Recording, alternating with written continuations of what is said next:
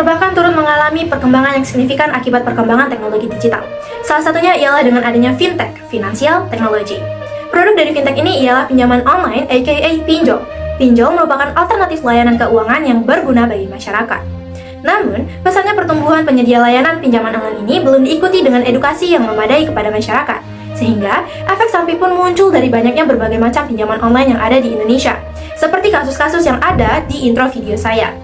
Sebelumnya, hai teman-teman, perkenalkan saya Naya Radifka Ferdin dari jurusan Kimia, Fakultas Matematika dan Ilmu Pengetahuan Alam, Universitas Andalas. Pada kesempatan kali ini, saya akan menjelaskan 3 poin mengenai pinjol. Happy watching teman-teman! Bahasan yang pertama. Padahal sudah banyak kasus negatif akibat pinjol ilegal ini loh, tapi kenapa pinjol ilegal masih marak terjadi ya?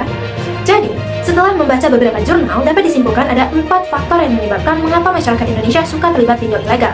Yang pertama yaitu faktor budaya, seperti akibat kelas sosial ekonomi, prosedur pinjaman online yang tidak sesulit meminjam ke bank atau lembaga keuangan lainnya, mudahnya akses ke pinjaman online yaitu hanya dengan handphone.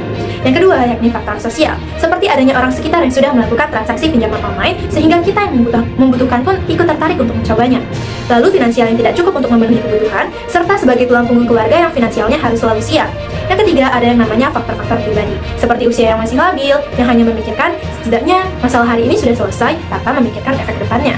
Lalu gaya hidup yang hedon, serta ingin dipandang lebih oleh rekan sebaya.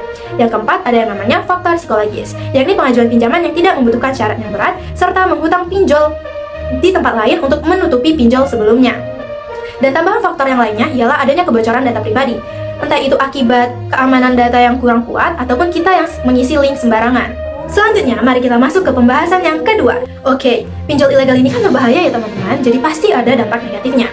Dampak negatif yang pertama yaitu penagihan yang dilakukan dengan berbagai tindak pidana seperti pengancaman, teror, penipuan, penyebaran data pribadi, fitnah, hingga pelecehan seksual. Kedua, tidak adanya proses penyelesaian masalah dan penjatuhan sanksi yang layak jika konsumen mengadukan permasalahan terkait kepada lembaga negara.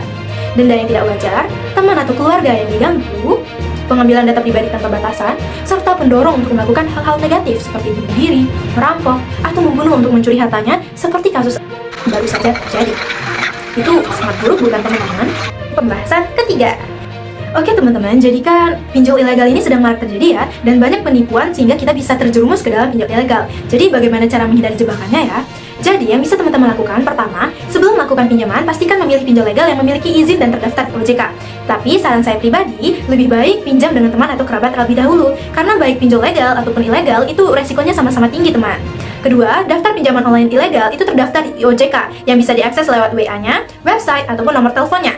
Ketiga, jangan mengakses link sembarangan, karena link itu bisa dimanfaatkan oleh pinjol untuk mencuri data pribadi kita dan menyalahgunakan datanya.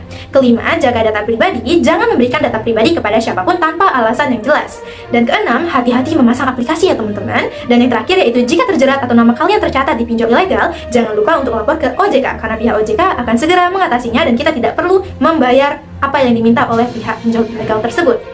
Karena kasus pinjol ini sudah banyak terjadi, maka pasti ada solusinya ya teman-teman. Jadi, jika teman-teman sudah terlibat pinjol ilegal, solusi yang teman-teman dapat lakukan pertama, untuk segera melunasi pinjaman. Karena yang namanya hutang ya harus dilunasi teman-teman. Cuman bunganya haram ya teman-teman. Kedua, jangan pinjam lagi untuk menutup pinjaman. Ketiga, blokir semua telepon dan jangan angkat, karena mereka hanya akan mengancam teman-teman, itu berbahaya sekali. Dan yang terakhir yaitu segera lapor Satuan Waspada Investasi atau SWI dan kepolisian. Atau kalau bisa, teman-teman juga lapor ke OJK serta LBH Jakarta.